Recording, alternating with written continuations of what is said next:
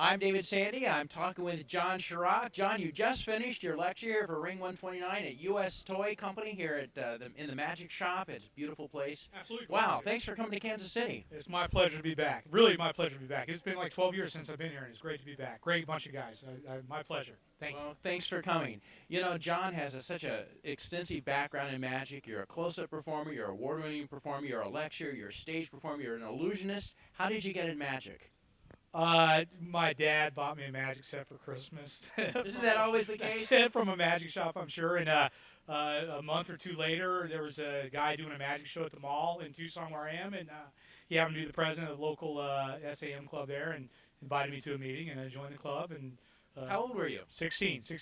So you got in magic at 16. 16, kind of late. That's a little late for a lot of guys. Well, kind of, but that's when I always loved it. I always dug it, and I think that's why my dad bought me the magic set. I can remember seeing Doug Henning in Vegas, when I was like 14 or 15, and always liking the posters of the magicians, telling me, hey, let's go to this show, this is cool. And so that probably is why he bought me the magic set. But, it's one of those things, you get the magic tricks, and you get hooked, and it's fun. It's fun. Well, to share with the viewers some of the places you performed and some of the accomplishments you've achieved through your years in magic. I mentioned Chuck E. Cheese. Chuck E. Cheese. That was back for a return engagement next week. That was my first job. Literally 4 months. You were not joking. Absolutely true. 4 months after I started doing magic, I got a job at Chuck E. Cheese.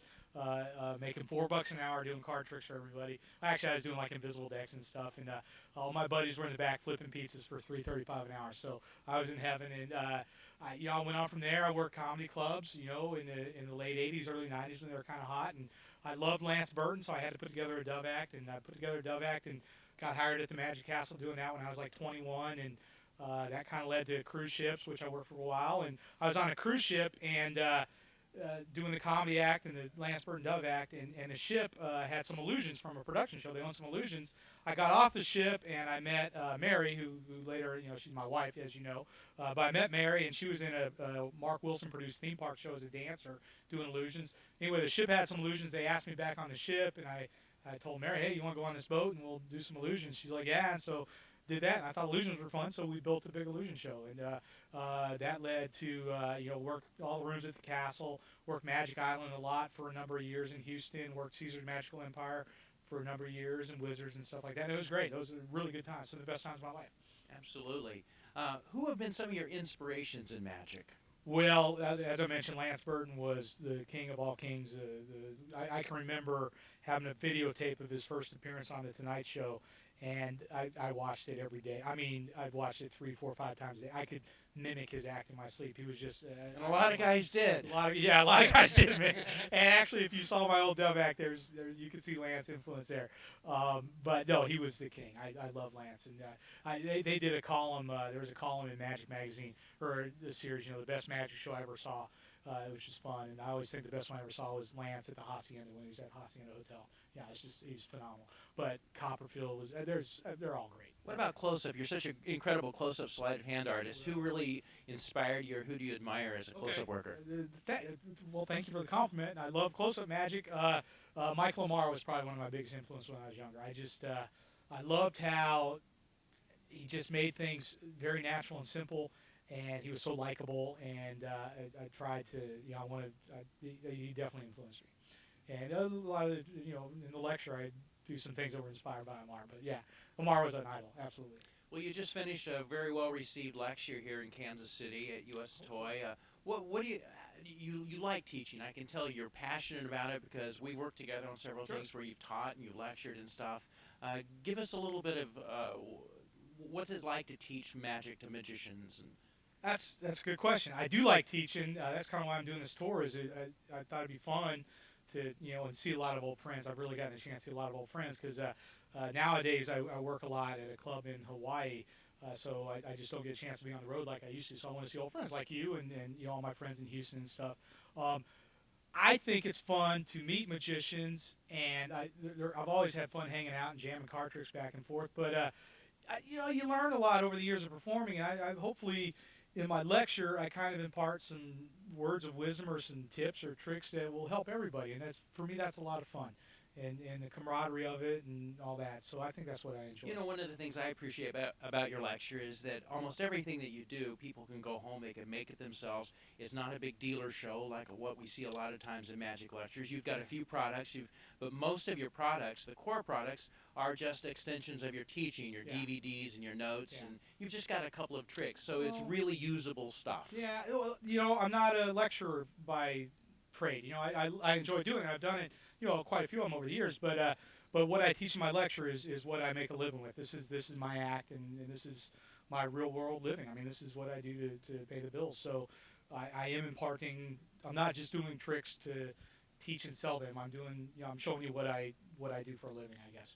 So. All right, you've got to share with us something on a personal level. What was one of the most interesting experiences you had as a magician? Whether it be embarrassing or just memorable or something that you would only normally tell after you've had a couple of beers. Do we have to pick just one? There's lots of stories. The sub trunk one's pretty good. Can you tell us without exposing anything? No, it's not exposing anything. It's just those are, you know, the metamorphosis sub trunk. My wife would get locked in a box, you know, a crate, and I would stand on top with a curtain. I'm sorry, I would get locked in the box in a crate. Mary would stand up on top of the curtain, throw it up in the air, and then I'm on top and she's in the box. Classic trick made famous by Houdini. Well, let's just say at some point during this trick, we were in fairly close proximity to each other, moving at a very rapid speed. Okay, well, during this close proximity, rapid speed, Mary's elbow hit me right here. So she throws up the curtain. You hear, ow! You hear me scream because it hurt.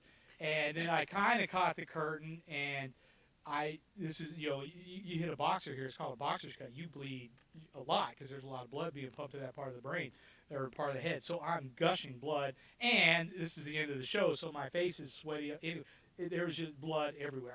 The audience, I don't know what they were thinking. They were just watching, going, is this part of the show? Is this guy demented or what? Well, I really cut myself really bad, and I'm losing a lot of blood, and I jump off, and I'm doing my best to, you know, get through the rest of the trick. You know, the music's going, and I open up the box, and poor Mary comes out and sees my face for the first time. She told me she thought my eyeball had popped out of my head, and so she was like scared, and there's blood everywhere, and I get her out of the box, and we bow. You know, there was the finale of the show. Thank goodness we normally don't close with that, but we were closing this particular show. It was at Magic Island, and Scotto, the MC host there, you know, sure is you know, the train. Let's hear it for John Shryock and Mary Lynn. And we come limping out, you know. Of any night not to have a callback or a curtain call. A callback. And the worst part is we had 2 more shows that night, so we taped myself up, you know, put new skin on and tape, and, you know, did 2 more shows, and went to the hospital afterwards, go to the emergency room and wait, you know, 5 hours, whatever you wait, and the doctor finally looks and says, it looks pretty superfluous. I don't think you have any problems there. I go, really? That was pretty bad. They go, oh, wait a minute, and pull off the new skin and say, oh, yeah, you need stitches. So, yeah, they stitched me up, and, you know, and that's live magic. Well, you've done it almost all in your career as a magician: the Magic Castle, Magic Island, Caesar's Magical Empire, cruise ships, stage shows, touring, lectures. Is there anything you haven't done that you want to do? Anything on the bucket list? Wow, man, that's a good question. You know, I've never been to the Magic Circle in England. I've kind of always wanted to do that. I've been to London, and it was on working. You know, I was working on a cruise ship, and we docked in Dover, and London's a, you know, big train ride in, and I didn't spend the night, so I didn't really have a chance to do that. But that's something I've always kind of wanted to do, is go to the Magic Circle and experience, you know, that. You got to do it. It's a great place, and I'm sure they would welcome you with open arms. Oh, I want to see. Okay. I want to see Copperfield's museum. Oh yeah, me too. I'm not the only one, but yeah, that'd be a bucket list. That'd be great. Well, we want to thank you for coming to Kansas City, and we want to thank the folks here at US Toy, the Magic Shop, for what a great shop. providing such. I mean, if you've not been to US Toy, this is the largest magic shop I've ever been in. I mean, it's literally wall-to-wall magic here, and some classic stuff that I haven't seen in years. Great new close-up magic. So we want to thank the folks for hosting you, and thanks for coming to Kansas City. Any final parting words? Thank you guys all so much. I appreciate the Kansas guys coming out. They're just great people, and I'm having such a blast on this tour. It's great to see you. Great to see all these friends. Thank you. All right, come back soon. All right, thanks. All right, thanks.